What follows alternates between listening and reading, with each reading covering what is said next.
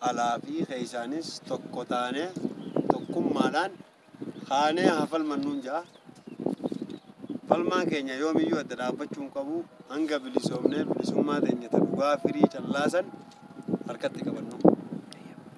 Kana waan ta'eef tana dhaamsi koo yaa ilmaan Oromoodha. Tanaaf takkarra lamarra obsine nuuf ga'a.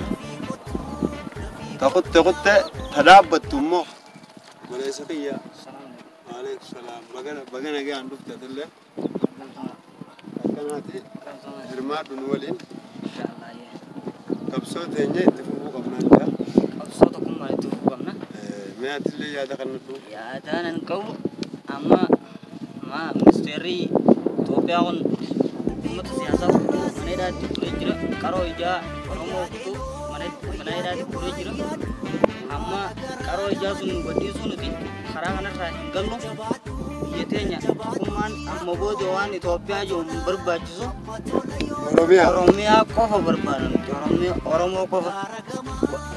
Oromiyaan tun mootee waliin qabsoo kana itti fufnee nuti waan Itoophiyaa jiru ta'an hin barbaachisu. Gana waan Itoophiyaa jiru ta'an hin barbaachisu. Nuti waan amma qaroo ijaa tana nu gadhiisu ammas karaa kanarraa hin gallu. Gabaa lagannaa baruu irraa qabee itti fufa. Inshaallah rabbi jee. Yaani nan qabus kana qabsoo uummata Oromoo hooggantoota siyaasaa guutuu nu gadhiisuu qaba. Tortoraan kun. Tortoraadha kun tortoraan. Nu gadhiisuu qaba mana hidhaatirraa. Manni hidhaa guutamee manni barnootaatti illee guutamee jira. Nu gadhiisuu qaba anja. Gadhiifamuu qaba.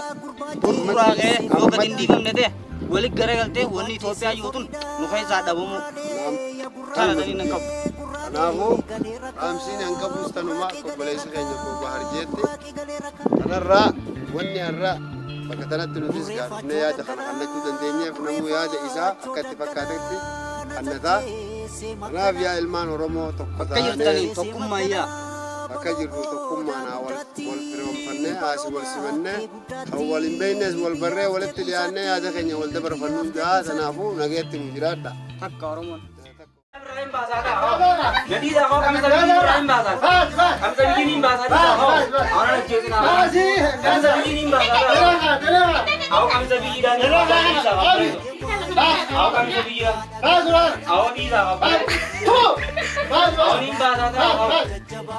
Aku kami tadi dan ini bahasa. Aku nanti nama. Ciri. Ciri. Ciri. Aku ini bahasa. Dia betul yang kawat desa. Ciri. Arah bosan kayu beribu. Kubi. Arah terus bebe. Oh ini alah. Bas. Armo bas. Berapa? Aku pulang kaya nama aku lanjut. Bas yo. Bas. Awas. Aku pulang sana. Pulang jam. Bas. Awak kami dia cepat apa ini? Awak kami lagi dia.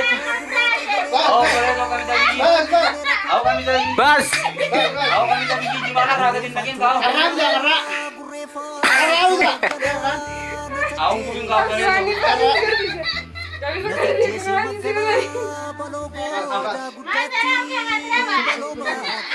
Share kamu nih. Awak kubing awak kamu dah. Awak kubing awak boleh jadi sah. Awak kubing. Awak kerja mana kita? Awak je. Oh, ini orang rada.